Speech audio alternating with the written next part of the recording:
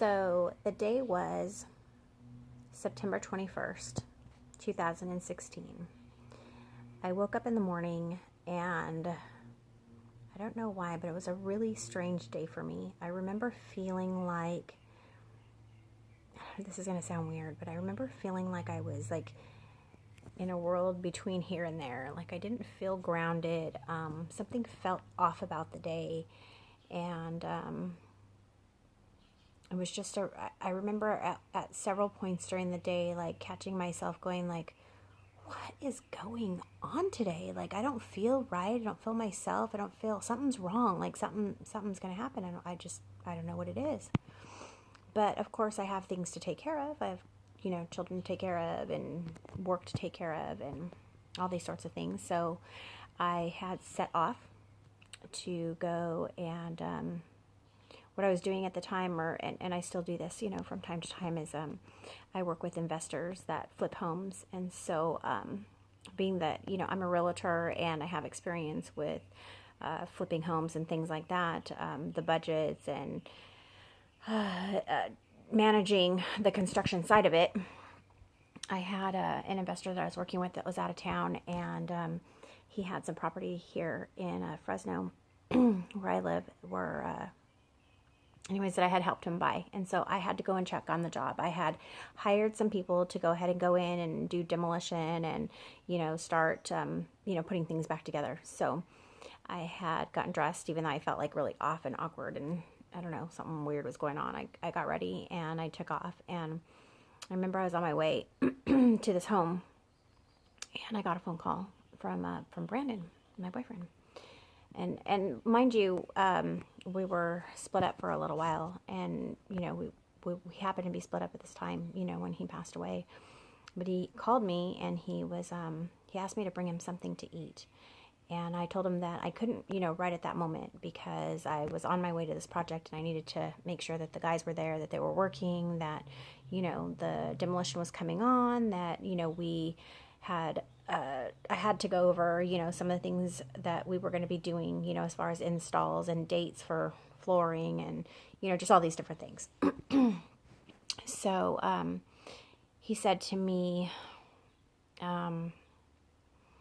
something's wrong. Something's really wrong, and I'm not feeling right. He goes, I feel like I'm dying. And I was quick to tell him, like, please don't talk like that. Don't say that. You're going to be fine. Let me take care of this job. I will call you right back. When I said that, I knew very well that I was going to call his aunt, and I was going to have his aunt call 911 and get him an ambulance. He had heart problems for many years, and probably during a different video I will talk about why and what happened with that.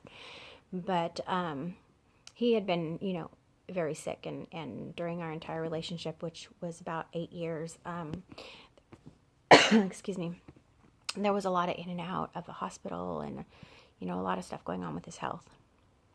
So I immediately called his aunt and said, hey, Bridget, I need you to call 911. I need you to get an ambulance over there. Brandon's saying that he's not feeling okay. He's not feeling right. I'm really worried. So as soon as you call them, please call me back, because I want to make sure that he gets to the hospital, because I know Brandon, and Brandon hated going to the hospital. He had to be there so much, and he hated it. So, anytime it was time, for him to go, it was almost always a fight. He didn't want to be there, but, then again, we also knew that he needed the help. So I wanted to make sure that he got to the hospital. So she called me back, and I was on the phone with her, and I heard, the paramedics get there. I heard them, checking on his medication, and him telling them that he wasn't feeling okay, and that, he actually, went without a fight to the hospital, which is very rare. So I knew that, he really wasn't feeling well, that things were not okay. He had what we thought he had the flu for, a couple of, I want to say a week or two, and it was like he was trying to fight off the flu. Something was going on with his body. He wasn't right. He wasn't recovering the way that, you would normally recover from the flu. It was just getting, worse and worse. So, he got to the hospital, and of course I felt 10 times better because I knew he was in the care of professionals, people that could really take care of him, with the needs that he had with his heart condition and things like that as well. So it was probably about, I want to say, like 6:30. I called the hospital, and they were doing a shift change. So I had asked for him. They said that he was still in the emergency, that he was being admitted, and that I should call back in about an hour because they were doing shift change, and all the nurses were going to need to, get up to speed on, everybody's files and things like that. So it's probably about, I went ahead and we finished dinner, and I laid the boys down at 8 o'clock, and I called right after I laid the boys down, and the nurse was taking forever, and that wasn't normal. Like, I just felt like something wasn't right. And so I remember being on the phone, and at the time I had a foreign exchange student. Her name is Victoria, and I'm so grateful she was there, because I don't know what I would have done without her. But she was sitting by my side, and I'm like, what is going on? Like, it's taking so long. Like, I could just hear them going back and forth, and then I heard them say, should we tell, we have Jillian on the line as well. We have Amber on the line. Is it okay if we let them know what's happening? And as soon as I heard that, my heart sank. And the nurse came back onto the phone, and she said, I'm really sorry to give you this news, but Brandon's passed away. And I think that was like the hardest thing that I had to hear. Like, I don't even know, like,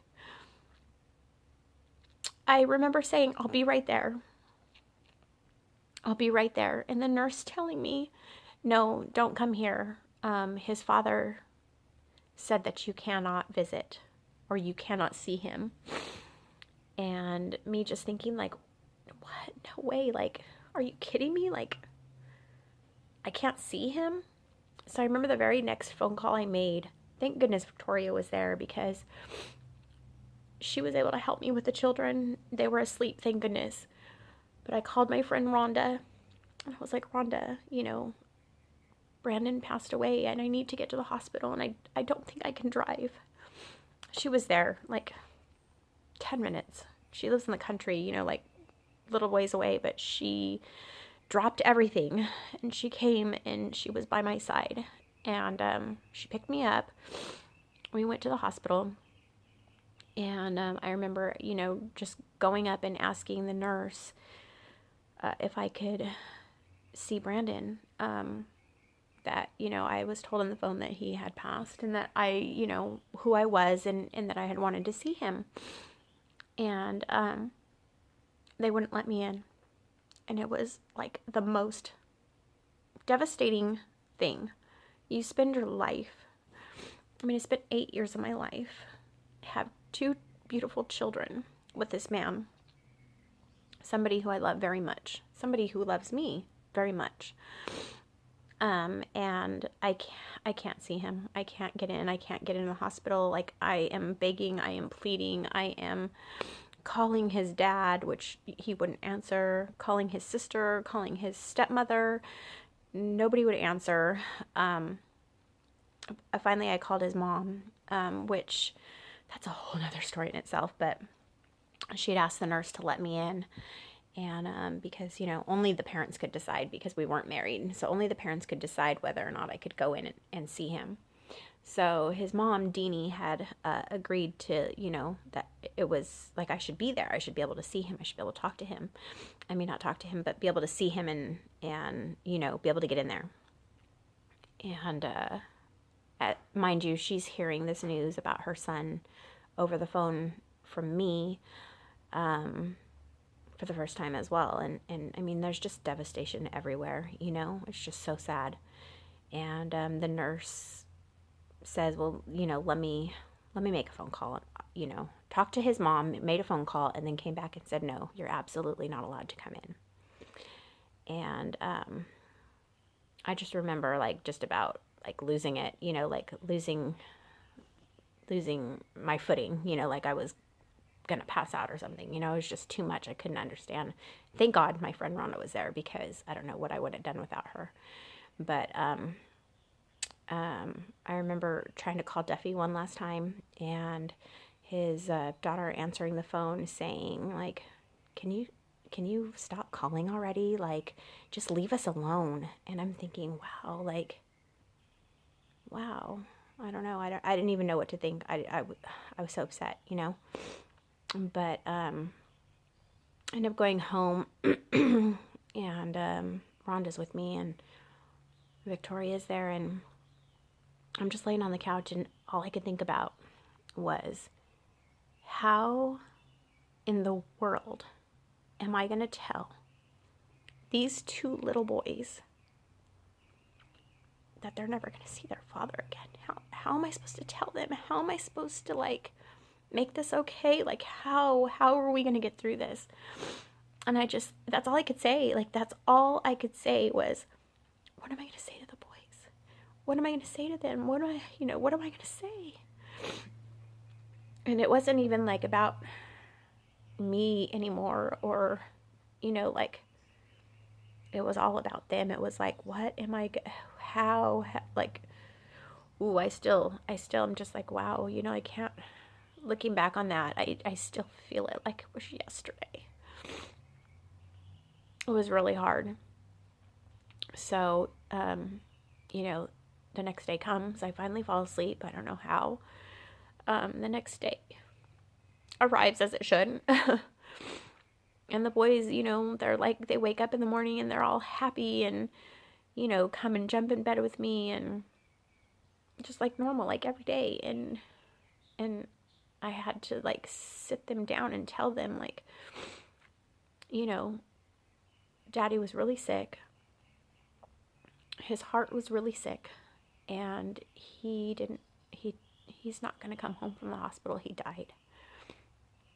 The looks on their faces are looks I will never, ever, ever, ever forget. And the tears, the hugs, and like the lost feeling that they had, that we all had. Hands down, hardest thing I've ever been through. Right away, the boys want to talk to their grandfather. They wanted to call their grandfather, and we tried, and we tried, and we tried, and we tried, and we got no response. And at that point, I didn't really get it yet. I wasn't sure, like, what was going on, like, why exactly I wasn't allowed to see Brandon, like, what was, I didn't know, like, I don't know, I didn't know that at that point that he was, like, blaming me for the death of his son. But all I do know is that in the blink of an eye, they lost not only a father, but they lost an entire family. So their family on their dad's side has nothing to do with us whatsoever. And I don't really understand it, so I'm not going to speak on that like too much, but it affected us and still affects us to this day, a year and a half later. We were not invited to the funeral. I got a text message the day, 2 days before the funeral was supposed to take place, and it was from a text app.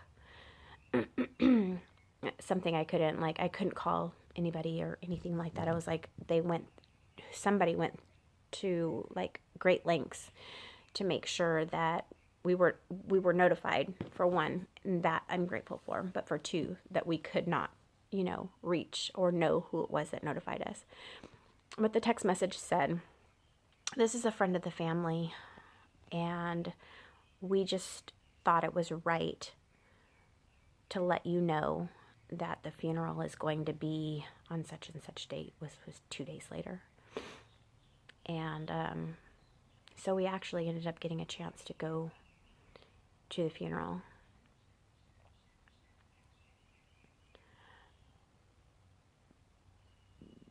Hardest thing. I think that's where I'm going to leave this video for today. Like, I think I have to do this in like small doses because it's really hard to talk about, and I don't want to be crying all day long.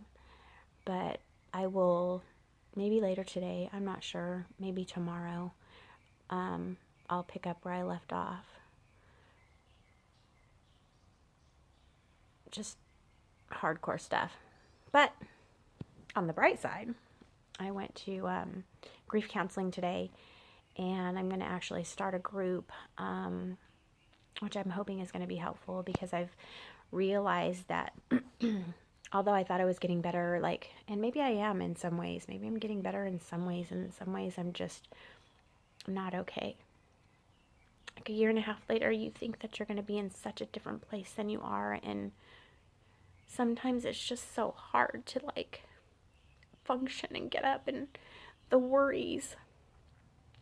I worry so much. I worry so much about, like who I am as a parent, whether or not I'm going to be enough to raise healthy, happy little men. Like I'm a woman, there's so much about everything about being a man that I don't know. So I'm really hoping like that this counseling is going to be good, that it's going to be a good step in the right direction in order to get me back to where I need to be, like as a confident woman, able to take on the responsibilities necessary to be a good mother. So anyways, I started that today, and that was a good thing. So one day and one step towards healing, right? All right, I'm going to get going because I need to clean this up. I'm going to go get my sons from school pretty soon, and I don't want them to see me like this. Like, that's part of like what is important to me, is making sure that I present myself as a stable mother for my little guys. But thank you for tuning in, and it's just the very beginning and the tippy top of the iceberg, I guess, how would you say it, of the story that's going to be told. But I had to start somehow. So thanks for listening. Bye.